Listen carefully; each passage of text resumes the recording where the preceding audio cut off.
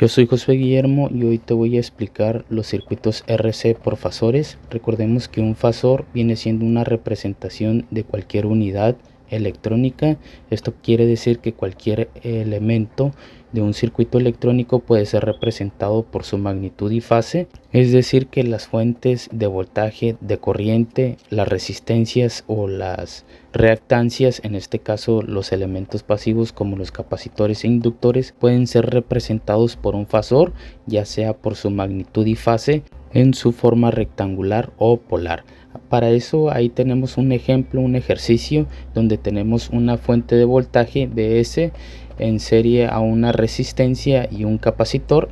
Por eso decimos que es RC, porque están en serie tanto la resistencia como el capacitor, y nos piden calcular lo que es la corriente total, la impedancia total y el voltaje en cada uno de los elementos. Tenemos del lado izquierdo un circuito y del lado derecho estamos obteniendo un circuito equivalente en fasor, donde el voltaje total lo podemos representar en su forma polar, donde es 3 con un ángulo de 20. Ya que ahí podemos observar que en el voltaje total tenemos un voltaje máximo, un voltaje pico que son los 3 y su ángulo de fase que son los 20 y la frecuencia angular que son 2. Ahí decimos que la resistencia en su forma de fasor es igual a la resistencia, y el capacitor tenemos que la impedancia capacitiva va a ser igual a menos J sobre omega C, donde omega la obtenemos de lo que es el voltaje total, ya que ahí tenemos la frecuencia angular donde dice 2t más 20 grados, que omega va a ser igual a 2 radianes por segundo,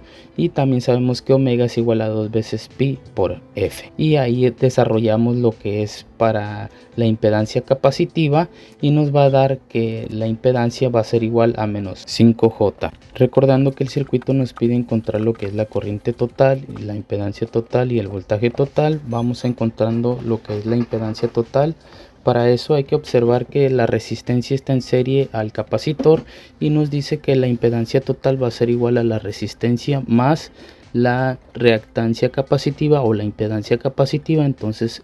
va a ser 5 menos 5J. Ahí tenemos en su forma cartesiana, hay que pasarla a su forma polar, donde aplicamos Pitágoras, que te dice que para poder encontrar la magnitud elevas al cuadrado cada uno de los elementos,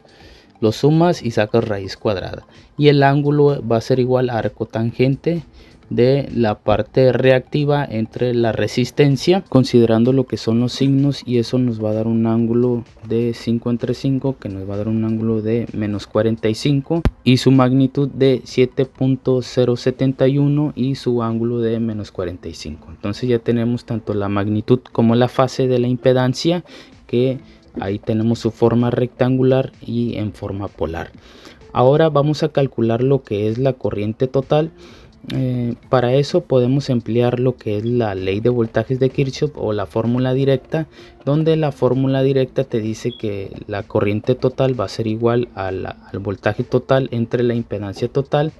Tenemos que el voltaje total son 3 ángulo de 20 y la impedancia son 7.071 ángulo de menos 45, recordando que ambas magnitudes deben de estar en su forma polar y en división se restan los ángulos, es decir, el ángulo de arriba menos el ángulo de abajo, la división de las magnitudes, el de arriba entre el de abajo, y ahí tenemos que la corriente son 0.424 con ángulo de 65 grados. Ahora, como les comentaba, también puedes obtener la corriente a través de la ley de voltajes de Kirchhoff, donde te dice que la suma de voltajes en trayectoria cerrada va a ser igual a 0, y ahí estamos dándonos cuenta que también la corriente va a ser igual a 3 ángulo de 20 entre 5 menos 5J, pero hay que recordar que para poder dividir tienen que estar en la misma forma, ya sea polar o cartesiana, pero en la división se recomienda que estén en su forma polar. Ahora nos falta calcular lo que es el voltaje en cada uno de los elementos. Para eso lo podemos hacer de forma directa. En la resistencia te dice que la resistencia por la corriente, o sea los 0.424 con ángulo de 65 por 5, y nos damos cuenta que va a ser igual el voltaje en la resistencia a 2.121 con ángulo de 65, es decir, no desfasa a la corriente, Esa es una característica de la resistencia, que no cambia o no desfasa a lo que es la señal de entrada. Y el voltaje, lo que es el capacitor, va a ser igual a la impedancia capacitiva por la corriente total,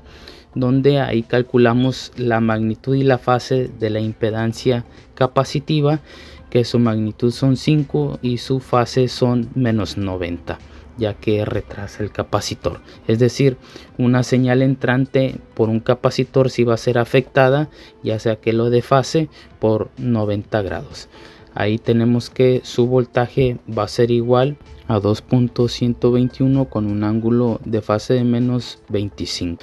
Para poder comprobar, sumamos tanto el voltaje y la resistencia como el voltaje del capacitor, y eso nos tiene que dar el voltaje total. Hasta aquí voy a dejar el video de hoy y no olviden suscribirse.